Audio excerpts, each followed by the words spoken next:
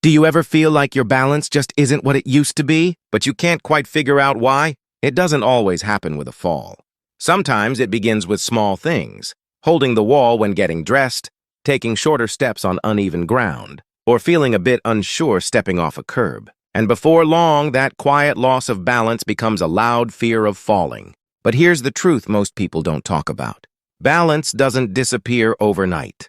In most cases, it fades because of 5 very preventable mistakes. And the good news? Once you know what those mistakes are, you can stop the decline and in many cases even reverse it.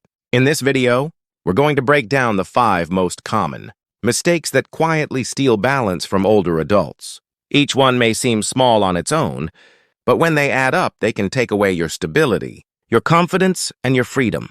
And if you're someone in your 60s, 70s, or beyond who wants to stay steady on your feet, without fear, without hesitation, these insights could be the difference between a cautious step and a confident stride. So stick around until the end because we're not just pointing out what's going wrong. We're giving you real ways to change it, starting today. Let's get into it. Mistake number 1, neglecting ankle and foot strength. Most people think balance starts in the brain or hips, but in truth, it often starts much lower, in your feet and ankles. Your ankles are the first part of your body to respond. When something shifts beneath you, whether you're walking on grass, stepping off a curb, or catching yourself from a stumble, your ankles are what adjust your posture, absorb shock, and send signals up to your brain to keep you upright.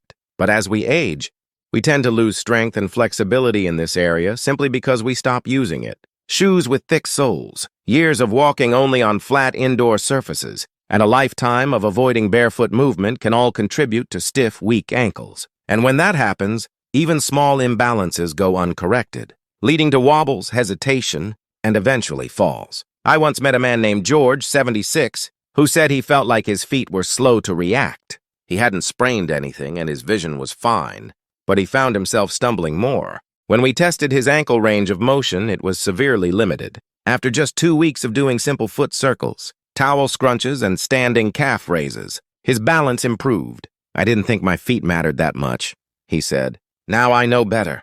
To test yourself, try standing barefoot and rising up on your toes. Can you do it without wobbling? Then try standing on one foot.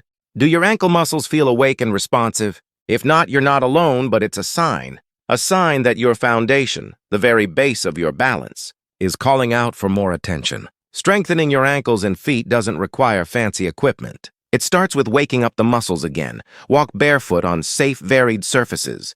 Roll a ball under your foot. Stretch your calves. Practice slow, mindful steps that encourage active foot engagement. Because when your feet and ankles are strong, your body stands taller, moves smoother, and recovers faster from missteps. You'll notice it in the way you turn, step sideways, or react to sudden changes in direction.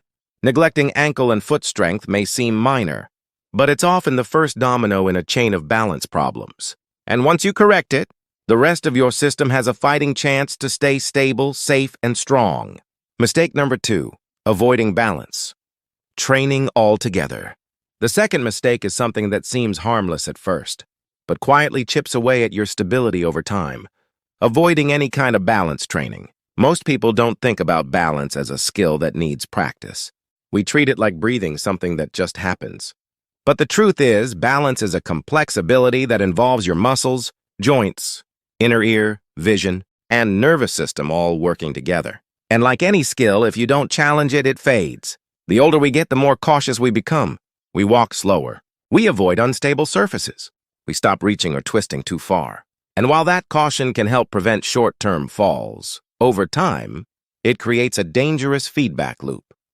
The less we challenge our balance, the worse it gets. I once worked with a woman named Linda, 73, who told me, "I just try not to move too fast anymore."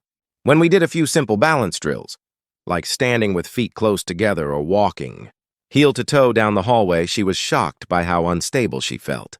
"I had no idea I'd lost that," she said. "I thought I was being safe, but I've been playing it too safe." Balance training doesn't have to be risky or extreme. It can be as simple as standing on one foot while brushing your teeth, doing gentle Tai Chi movements, walking in a straight line with arms extended, standing with your feet together and closing your eyes for a few seconds. These small challenges light up the pathways between your brain and body.